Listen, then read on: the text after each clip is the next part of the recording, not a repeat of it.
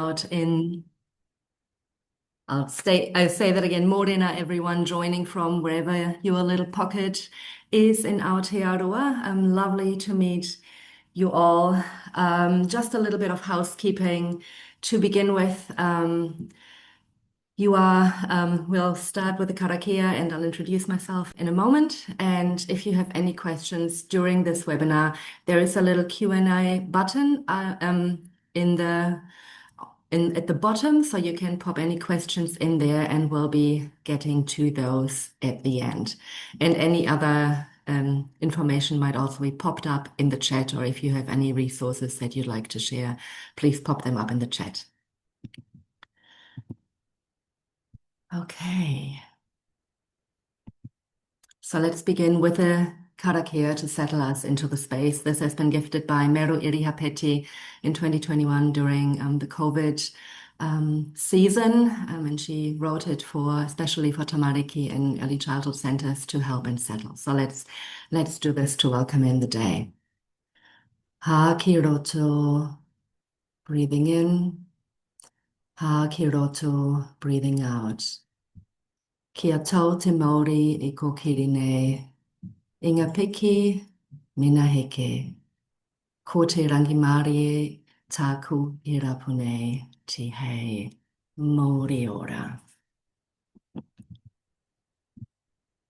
Ko waio, who am I? I'm offering my pepeha first, and then I'll give a little translation in Te Reo Pākehā as well.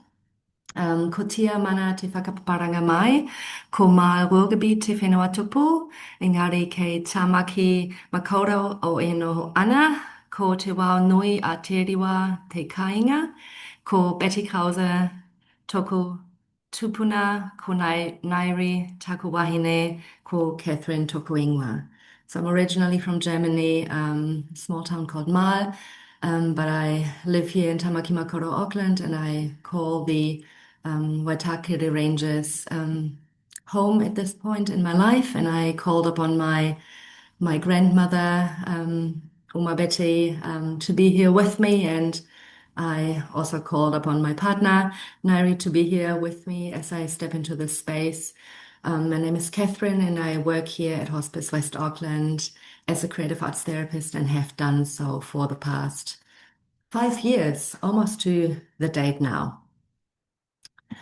So what will we be doing today? We will ponder a little bit, what is this thing called grief? How does it show up at the door? What can grief survival bring up in us? And what are ways of inviting grief in? And it's a topic that can bring up stuff for all of us. We've all navigated grief in some sort of way throughout our lives. So being in the presence of grief when she enters the room can bring up those memories, those feelings, sensations. So be gentle in your engagement. Maybe you have a nice cup of coffee or something there with you, or maybe you let your eyes gaze outside if you feel like, oh, this is touching something within myself. So be gentle as you go through this. So what or who is grief? I'd like to start with a little quote first. Grief is a strange visitor. It shows up. Oh, I realize just a moment, I can't quite see that. So I'm just switching something for myself. It's a strange visitor. It shows up unannounced, never asking for permission to enter and quietly filling the corners of your room. Sometimes it gives signs, milliseconds of realization that it's coming, but most times it's too late to save yourself from the eye contact.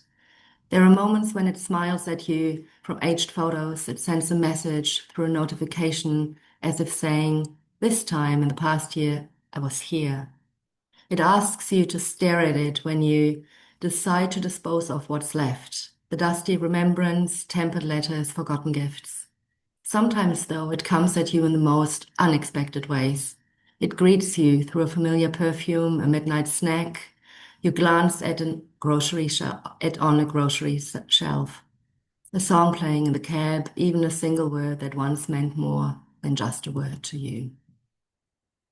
So that is one poetic something around grief, and I saw that my slide had gone to the next one, to settle us into who is this thing called grief, this visitor that we have at times.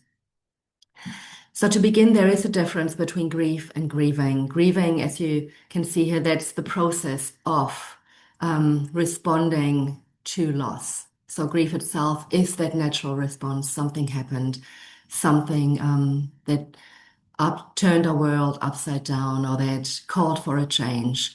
And we grieve coming to terms with this loss, making sense of it.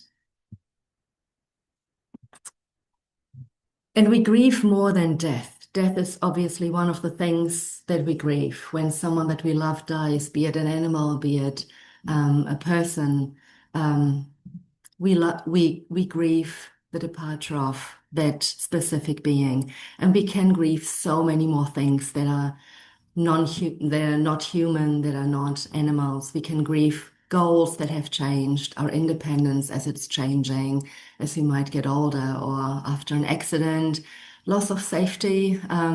When I think of the floodings a couple years, almost 3 years ago, that sense of that loss of safety. Is my house still safe? Can I still live there?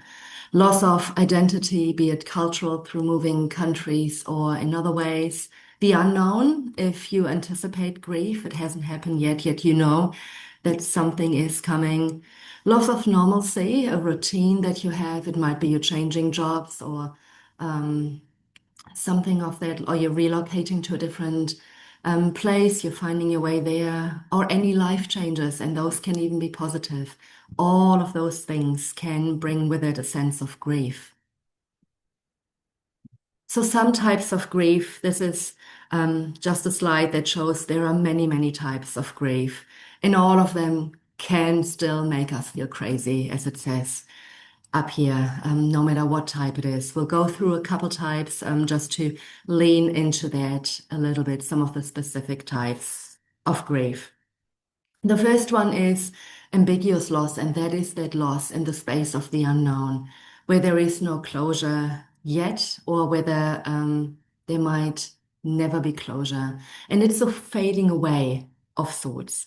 And that could be physically, so someone might have had an accident out at sea somewhere, but their body was never found. Or it could be that they're still alive, yet they're not in the same space anymore, such as divorce, or a person grieving their adoption journey. I don't know my birth parents.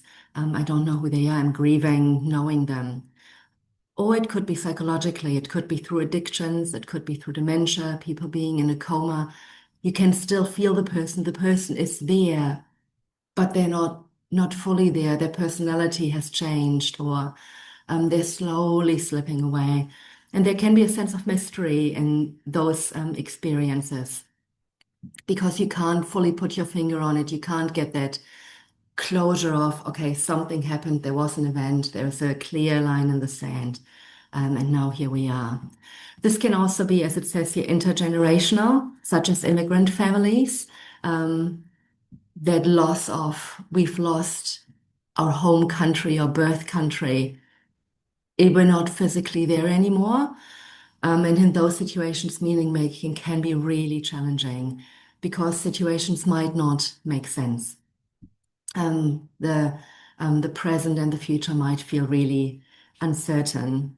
And just one little quote here from Boss and Carnes, who wrote about the myth of closure.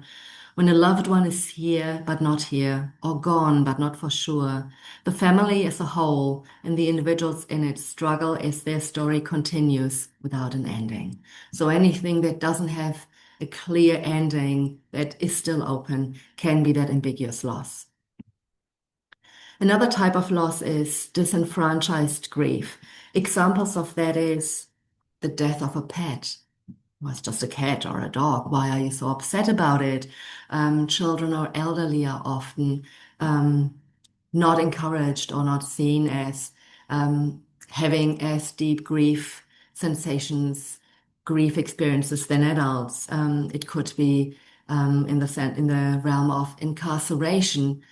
You did something wrong, so now you're in prison. So what are you grieving? It's your own fault. It could be it could be infertility, loss of employment. It could be someone living in a secret relationship with someone and then that person dies. So all these things could be what it says here, disenfranchised grief over losses that are not openly acknowledged, socially sanctioned, or publicly shared. So they are still experienced, but people come to believe that they do not have the right to grieve them for whatever reason.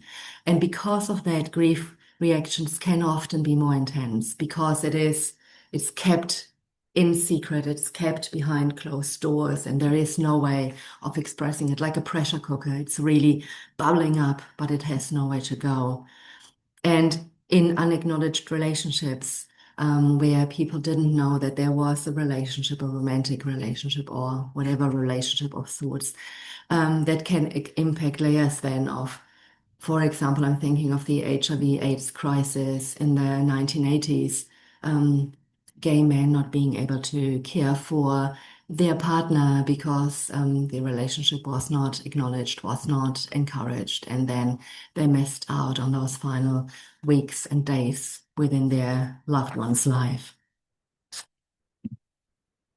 Another type of grief that I'd like to raise is Bruce and Schultz talked about non-finite loss, and that is a loss that acknowledges that something should have been and was taken away for a reason, for some reason, or something never happened. So it could have been a divorce. We were married and now it's not there anymore. It could be the impact of COVID-19 a few years ago. I should have had my graduation, but it was taken away from me because we were in a lockdown. Um, or things that have happened that should never have happened, such as any abuse, sexual abuse, physical abuse, or the onset of a degenerative disease, things that in one's life one hoped to never have happened.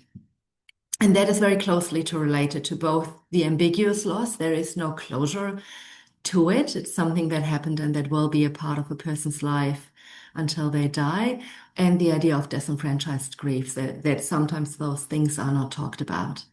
And some of the core questions here are how I could have been if that hadn't happened, how I should have been, and how I should have become. So all these identity questions of something changed me, something happened, and it changed the fabric of my being. I'd also like to raise the idea of prolonged grief disorder, one of the diagnoses, and the DSM-5. And it's something for you to travel with. Is this something that actually exists, or are we looking more at complexities of grief? So prolonged grief disorder, citing here is a diagnosis of prolonged grief disorder. The loss of a loved one had to have occurred at least a year ago for months ago for children, or hang on, I can't see everything in my printed off notes. Just give me a second. So prolonged grief disorder, 6 months for children and adolescents, a year for adults. And then there are at least 3 symptoms. And the symptoms could be identity disruption, marked sense of disbelief about the death, avoidance of reminders, intense emotional pain, feeling that life is meaningless, and so forth. And then the person's bereavement lasts longer than might be expected based on social, cultural, or social norms. And I'm not going to go into a full conversation, a full corridor about this. I'm merely raising the fact that grief in and of itself is complicated, as it says here on the right. We grieve all that we had and all that we shared, the important things they have missed, we will miss, the future we were supposed to have together. So with that comes that notion of not only is grief complicated, grief is something that continues on, that we will live with until the end of our life. So just troubling that a little bit, yeah, I'd like to think of it as complexities of grief, and grief that can have complicated kind of environment or situation experience and troubling the notion of pathologizing grief through a diagnosis. So let's look at a few theories, some of the theories that I lean into in my mahi with people. One that people are probably fairly familiar with is Elisabeth Kübler-Ross. Her stages of grief, as you can see up here: denial, anger, bargaining, depression, acceptance. And her research has been misunderstood in a couple ways. She, one, explored experiences of those who lived with a terminal illness. So her research was never about bereavement. It was not about those who were grieving the loss of a loved one. It was about, oh my gosh, I've been given this palliative diagnosis, and now I need to come to terms with it.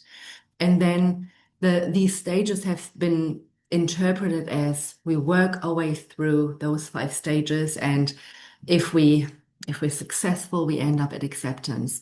She herself acknowledged that the journey doesn't unfold in that specific way necessarily. It is nonlinear. We can one day find ourselves in the space of denial, then we might bargain, then we might feel like I am accepting, and so forth.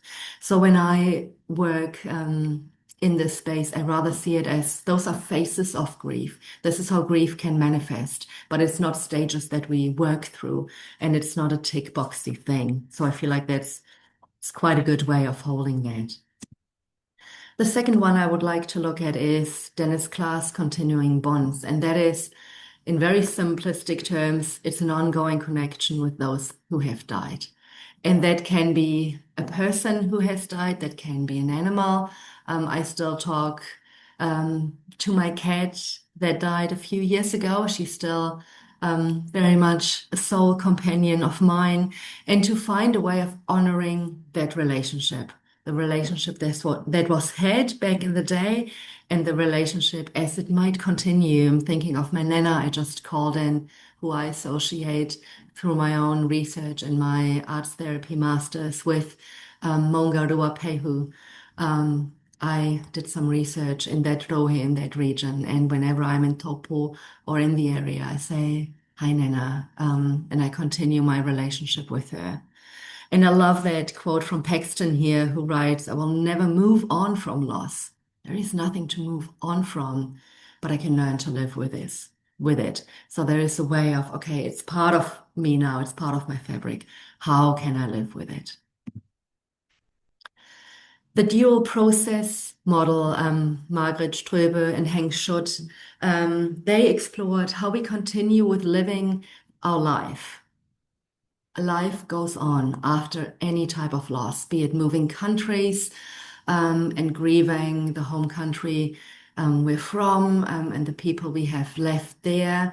It might be I wake up in the morning, my routine is different because the person that I spend my life with is not there anymore. And what we then are called to do is we navigate both loss and restoration in our everyday life. So in very short terms, I find that there are light days and dark days and anything in between.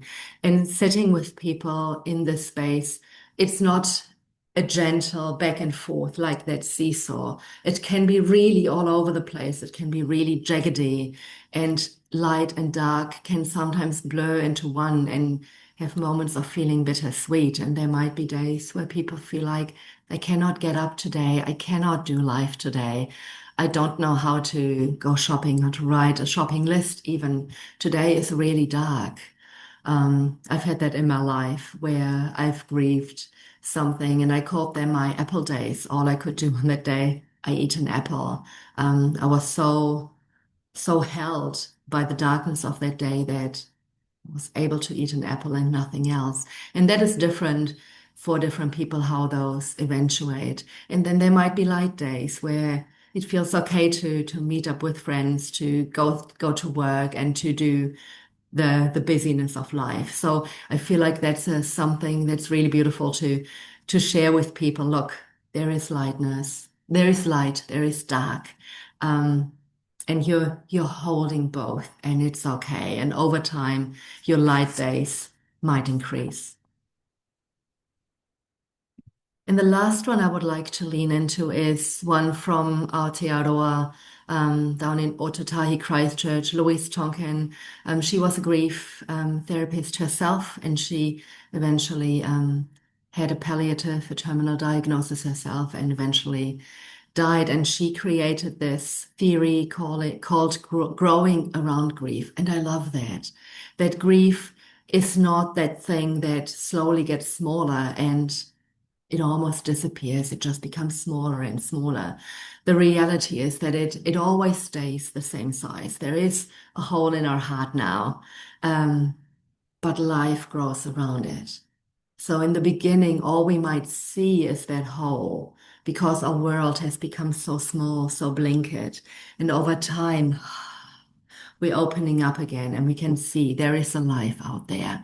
It's growing larger. And that, as it says here, the all-encompassing nature and the pain of grief slowly is held alongside life, closely related to the dual process model. It's almost like our muscles of holding that grief, of carrying that grief, they grow and we can hold it a bit more comfortably.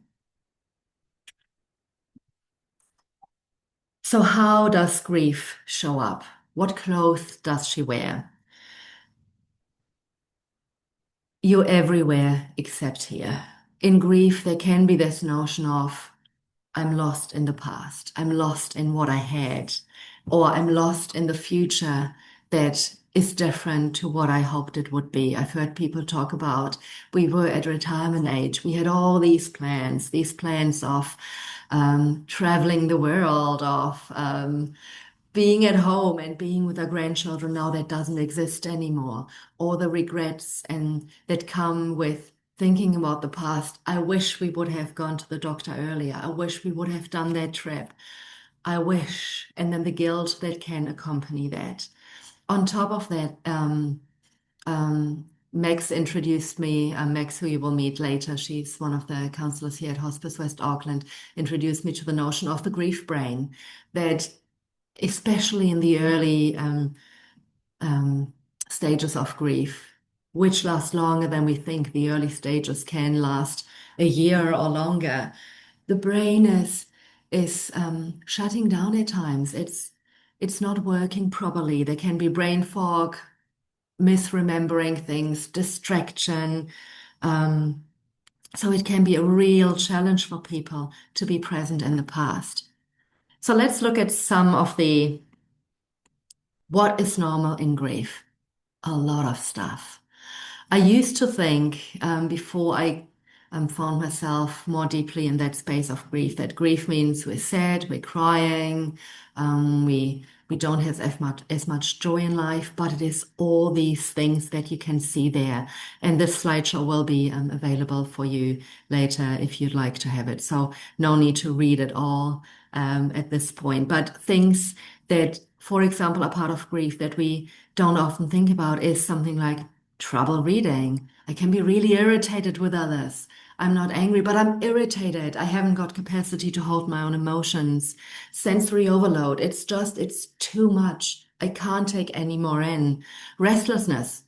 I can't sit still. I just got to keep going. There can be a dark humor. There can be pains in the body telling the story of the grief. There can be yeah, like I said, hating the grocery store. I don't even know how to make a list. I don't want to go to the grocery store. There are people, they all seem happy. I don't want to go there. Um, there can be intrusive thoughts, wanting to be left alone. Actually, I don't want to be around people right now, or I really need people close to me all the time. So lots and lots and lots of ways how grief can show up at our door. In reality, it can look a little bit like that. So that the person who finds themselves in the presence of grief plays bingo, and every day looks different. One day it might be, the bingo might be, I cried in public, I suppressed, um, I was surprised by the kindness of others. I couldn't focus on reading a book. And then I was told once again, oh, but everything happens for a reason. Another day, it might be, I left my keys in a weird place. I can't find them. I actually moved away. I couldn't be there anymore. Um, I'm unable to find meaning in anything. And I had unexpected moments of peace. I didn't expect that. So that's what grief can look like on the daily. Also, another thing that grief does is it impacts more than just the emotions. There is that primary impact of the loss, how we're feeling about ourselves, how we're feeling about life in general. The secondary impact can be that there is suddenly financial pressure. The person who's died was the main breadwinner. We've got 4 kids, and now I need to navigate WINS or other support systems because I might not be able to work. Then there can be holistic losses, such as I said before, the hope of we were going to do this trip around the world when we retire. That's not going to happen now. There can be loss of security. Then the wondering, who am I now? Those self-conceptual losses. And then the metaphorical loss. What values do I hold close now? What do I believe in now? How do I make sense of this? And on top of that, just like stacked like pancakes, there can also be then layers upon layers of family dynamics that are often exacerbated within the presence of grief and possibly intergenerational grief that has been passed on. So lots of levels of loss that people walk in with. So now that we've looked at who is grief, some of the theories, um, what can it bring up in us? Similar, as I said to, pardon me, in the beginning, when you have encountered earth-shattering loss, hearing about someone else's loss, death in general, can remind you of that. So it's always first and foremost coming back to who, taking a moment, because our hearts are, once we have been in the presence of grief, forever open to heartbreak and to the suffering of others. And this gets further complicated in in our daily life because generally we don't talk about this. We live in a society that for the most part, especially the Western parts of our society, they tend to be quite grief phobic and also death phobic. So a result of that is that grief in and of itself is kind of shrouded and veiled and delayed because we can't fully share it with people. Um, Austrian philosopher Ludwig Wittgenstein said, what we cannot speak about, we pass over in silence. So we don't often, and I include myself, I've done that too. It's hard to step into a space where we openly share, I've had this loss, I'm not coping. And then as a result, we can isolate ourselves. We bottle up that experience. Um, and we miss out on moments of collective mourning. Um, and grief often asks for collective mourning, asks for having that village come to support us, to be together, to mourn together. And in society, we do that often at the funeral or celebration of life. We come together then, and then very quickly thereafter, people dribble away. Um, and I think about the Te Ao Māori world and how a year after, or sometimes longer, after the death, there is the unveiling, there is a coming together again. And that is that beautiful collective mourning of acknowledging grief continues. It's not just a single event. So one way of breaking that. So how can we invite grief in? How can we be in her presence? We enter uncharted territory in the space of grief, and I love this cartography of grief here. There are fog banks of the future, Republic of Memory, Waterfall of Tears, grief landmines. I don't care at all. There are all these spaces, places that we encounter as we navigate grief. So first and foremost, I always hold that, as Weller says here, Francis Weller, grief is not a problem to be solved, but an experience that needs to be witnessed. First and foremost, it is a call to pause, to witness, to be with people as they experience grief, as they sit with grief's arrival. And Megan Levine, one of my grief heroes, she's a psychotherapist over in the States, and she had a very deep experience of grief herself that turned her world upside down. She said she thought I knew grief until her husband drowned in front of her, and that turned her world upside down. And she has the website, you might have seen it, called Refuge in Grief. She has amazing resources on that website around grief. And she reframed Weller's quote to, "It's an experience that needs to be carried." So we witness it and we carry it.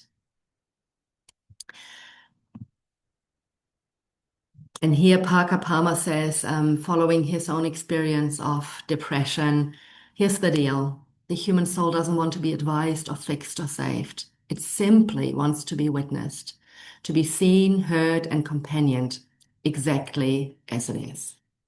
When we make that kind of deep bow to the soul of a suffering person, our respect reinforces the soul's healing resources, the only resources that can help the sufferer make it through. And he talked about how when he was in the depth of depression, people came and gave him advice. Or maybe you should try working out. That's really good. Or maybe you should try and start a gratitude journal. And whenever that happened, it didn't alleviate his suffering.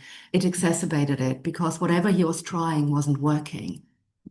So he came to, oh, and he had this one friend who came, he said, every single day for, I don't know, 30 minutes, an hour. And what the friend would do, the friend would massage his feet. And that's it. They wouldn't talk, they would sit in silence. And that was the only touch he could allow at that point in his life. And that was something that carried him through. His friend showing up every day, massaging his feet. And I thought it's really poignant.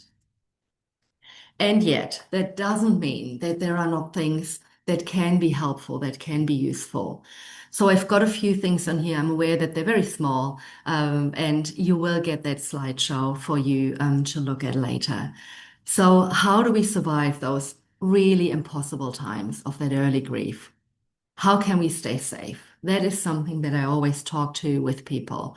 That grief and your expression of grief and the way you grieve is yours and yours only. It is unique.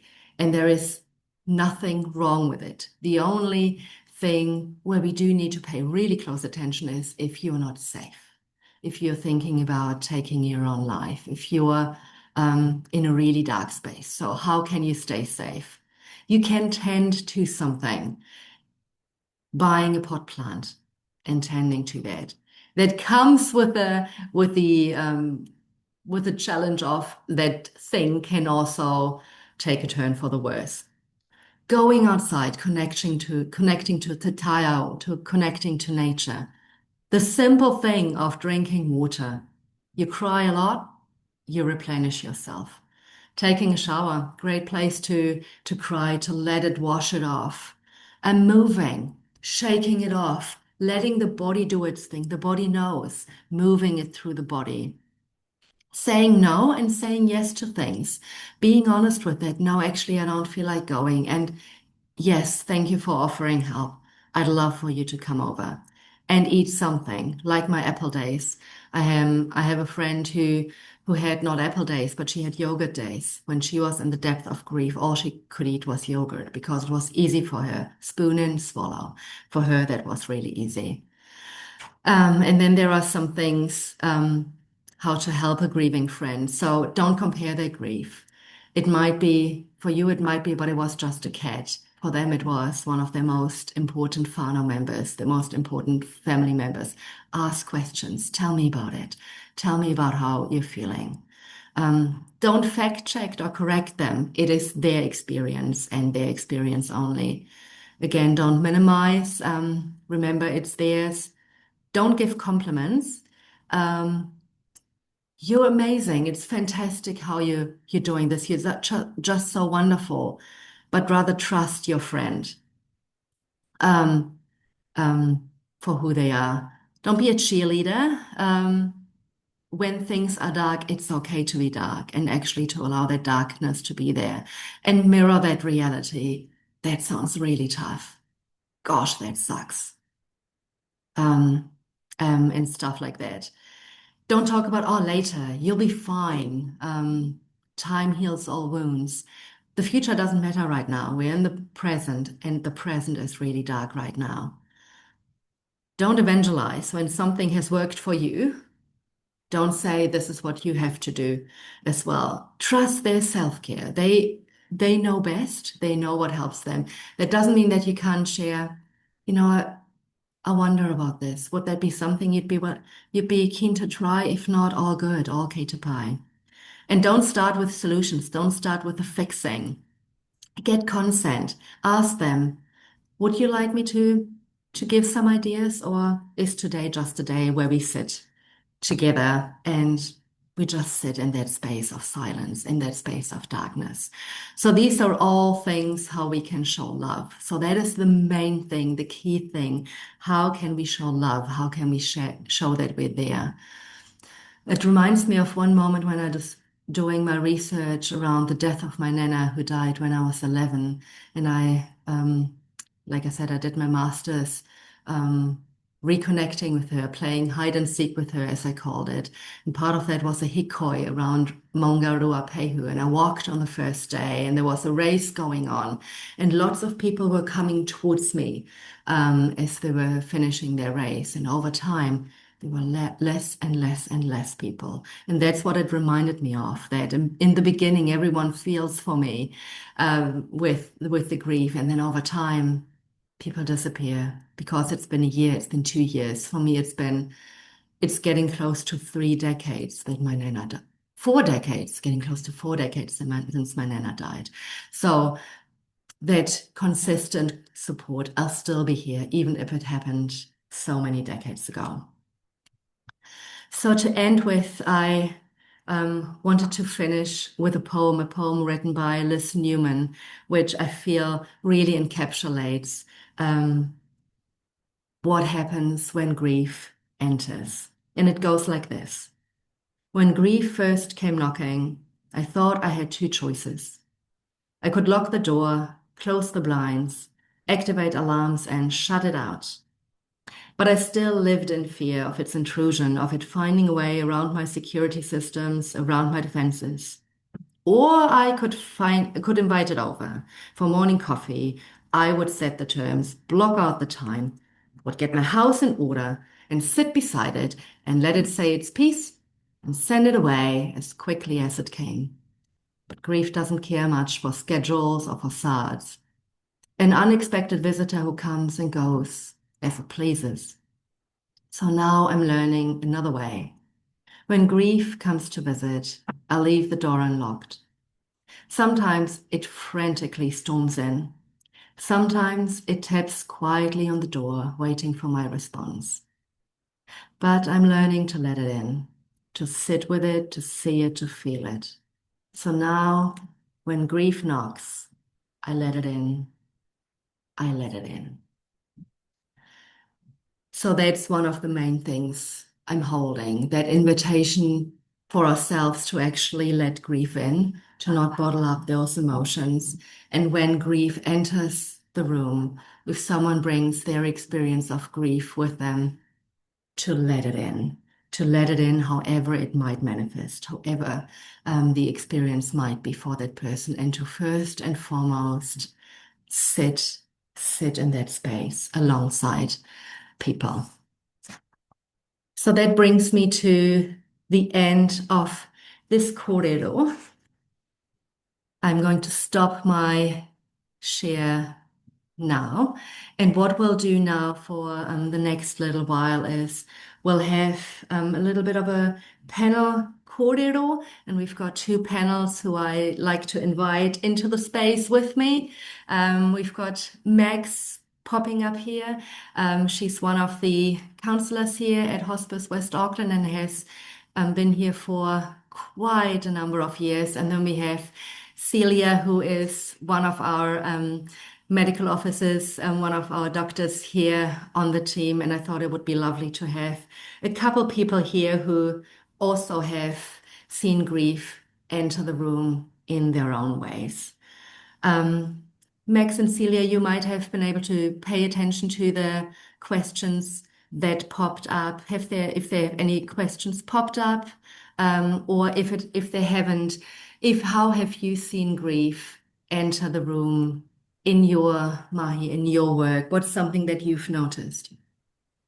Wow, thank you, Kathrin, and thank you for such an in-depth coverage of how grief can show up. I mean, I think you encapsulated the movement, and I think that's the biggest thing. For me personally, when it shows up, it is providing that space that you acknowledge, and it's really, I think, one of the most important things I've experienced is listening, being available to listen and to hold back. And Mm. I think that's one of the most valuable things that we can Yeah. do, and to provide that space for people to be able to share their experience, because I Mm. think, grief is a combination of all our thoughts and feelings and reactions that Mm. is associated with not just about death. It's all those multifaceted things in life that can create, loss or change, which will Mm. have a grief reaction. Mm. And so, for somebody to be able to talk about their feelings can help them release Mm. those in order to work them through. And Mm. for me personally, I think that that's the most valuable thing. Um, Without judgment and with Yes. compassion, Yeah. and without the advice giving, Yeah. just to listen. Yeah. Yeah, I totally talk of that, Max. It brings up one of the things that I've heard in one of Megan Devine's podcasts where she was doing a big conference, I think in front of psychiatrists and whatnot. And this one psychiatrist said, I've got this person, they've been coming for such a long time, and they're telling me the same thing again about their mom's death. And they've been doing this for over a year. And she had the courage to look at that person and say, I wonder whether you've truly listened to that person, whether she feels truly heard in her story, whether she is trying to get her experience across. Yeah, I agree to really be present in that space. Yeah. Yeah. Celia, how have you experienced that? Thanks, Kathrin. I really enjoyed listening to you, and I'm privileged to be part of this interdisciplinary team where we have your skills and the other members, Maxine's, and those in the social care team, because I know it makes such a difference to our patients. I guess thinking as I was listening, the word that I heard or I read in your talk was fix. And I know as clinicians, we're really bad at that, at wanting that. We really tend to want to fix things. And we know that this is unfixable, yet sometimes, especially in the moment, we kind of lean to our comfortable place. I think often in those situations, as I think you've touched on this, it's acknowledgement. We're acknowledging how tough the situation is, how hard it is. And I found that silence is a huge tool there. Yeah. Being able to acknowledge and then allow the silence and hold that silence is really helpful, something that I found really helpful. And surprisingly, it can open up new comments or take it to different places that you hadn't thought the person might go. So it allows that exploration, if you like, and them to explore themselves, some of what they're thinking and feeling. Yeah. Yeah. Um, and I think sometimes as clinicians, we're put in very difficult situations. We have to go into a place where we might not know the family or the person at all. And that person, for example, has just died, and we know nothing about the context and the environment. And I think that's a really hard um, place to be put into. Mm. And I found one of the things that I found at that time is that it's really lovely to find out more about the patient, the person who's died. We I don't know anything about them. And once you Mm. start asking, oh, tell me about, I never met them, but I'd love to hear more about them. I find that Mm. people do love talking about that person. Yeah. And that's something that I found helps me in that moment. Yeah. I'm feeling a little distracted right now. I'm trying to look at a Tongan beautiful something that I heard of on Monday, but I don't have time to look that up. And she described that within Tongan culture, there is this coming together after the death. It translates to sweet memories. And it feels similar to what happens on the marae, that real coming together and people share their sweet memories of that person and how beautiful it is to have them come alive. There is that other quote that I haven't got fully in my head now that through telling the stories, we can bring the person back to life for the moment. We Mm. can't bring them back in person, and yet for that moment there is laughter. There is, oh my gosh, they were so ridiculous. And then there are the tears again. So yeah, beautiful. How can I find out more about the person if the situation is so unknown? I've never met these people. Yeah, lovely. And as you say, it often does bring laughter because they're stories that, things that jokes that they had or something about the Yeah, person that made them laugh. It's lovely yeah, that moment. yeah. Which actually you're talking, I've got a couple of questions that have come up. And you mentioned Pacific culture. One was about how grief shows up differently across cultures Mm. and whānau structures. I don't know if that's something you'd be able to comment on, Kathrin. I mean, my own culture is I'm from Germany.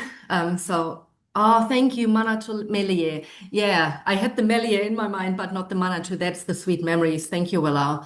Um, in my culture, grief is something that is very much pushed. Certainly when I was growing up, I was born in 1977, and certainly in those times, grief was not acknowledged. We do the funeral and then it's over and done with. We there is no further acknowledgement really. And one of the really hard things in Germany is that after I can't remember whether it's 20 or 30 years, the gravesite where the person was buried is cleaned up and someone else gets buried in that same place. So that is something very specific to my culture, which speaks to grief has an end. We finish with it.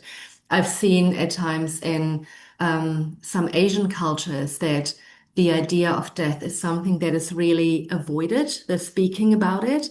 It's a I hold it as a matter of protection. The intention is to protect the person and to it doesn't come from a bad place. It just comes from a very protective space that then can have complexities around how do we navigate it when the person dies. Mm. And in the more Pacific and Māori culture, I've seen more of that actually bringing tupuna, bringing ancestors into the space and being more open to grief and the various expressions of grief. Again, on Monday, when I met with that beautiful person, she again said in Tongan culture, we really encourage crying. I'm not saying that everyone needs to cry, but they really uh, um, support that outward expression of the grief, the sounds, the whatever it might be, and something that I think in more Western contexts we have lost to a degree. Mm. Max, what have you witnessed in your Yeah. Mahi?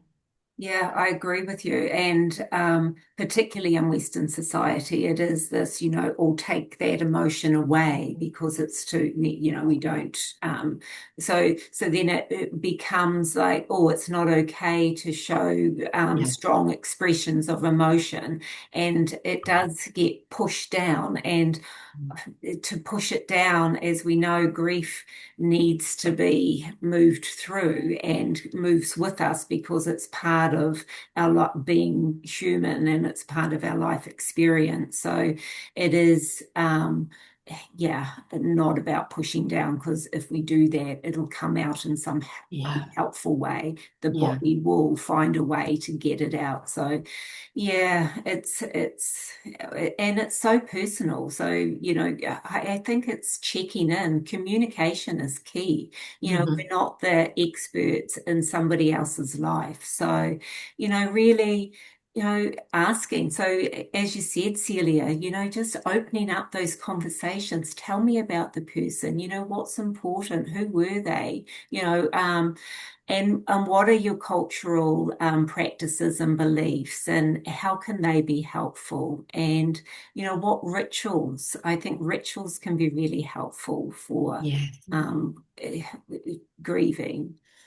And it's an honoring of the relationship and the life that was shared, and reminding people that they move with them because they're part of their life story.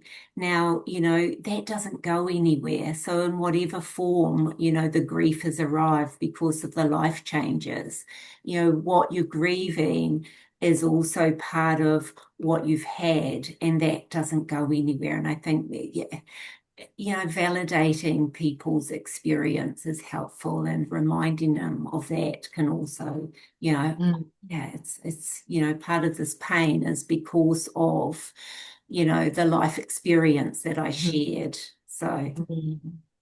Or sometimes didn't share it, I think. yeah, that's Yeah. right. Yeah, you're so right, Celia. Then, they didn't, if there was a conflicted relationship and then Yeah. the person dies, and the grief of never being able to have a relationship in a way that they had hoped for with a parent or whoever. Yeah, you're so right, Celia. That's a biggie. I'm wondering what you're thinking about, because sometimes when we come across families, they're not sure whether they want to bring the children into the space or not, into the grieving space, or to be there with a family member who's dying. I just wondered your comments on that, Kathrin. I think, I mean, to a point, certainly, I would say it is also an individual thing, depending on how the family functions. I think, as an overarching role, thinking about my own story, I can't remember when my grandmother was diagnosed with cancer. Um, what I do know is that and I don't remember the time frame, but certainly I would think in the last week or weeks of her life, I wasn't allowed to see her anymore. And it probably came from a space of protection, Mm. knowing now how people can, change as cancer takes more of a hold of them. But what it has done is it took away that final goodbye. And my grandmother was more of a mother figure for me. I was so close to her. So thinking about Tamariki children, especially now, they are switched on beings. They know that something is going on. So and we live in this world, like I said earlier, that is death phobic, where death is kind of shunned behind closed doors. And yet it is a part of life. It's something that happens to everybody. So to find a way of letting the person be there, and that doesn't have to be for the most excruciating moments, and yet, how can it be more normalized that this too is something that we can walk alongside of, and we can trust the kid that they can actually navigate that when they have adults around them who love them, who normalize their feelings, who encourage expression of feelings, expression of any questions they might have. So I think overall, I would say let them be a part of it.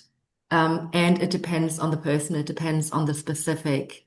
Hit. I just saw that something came up in the In the in the chat. chat here.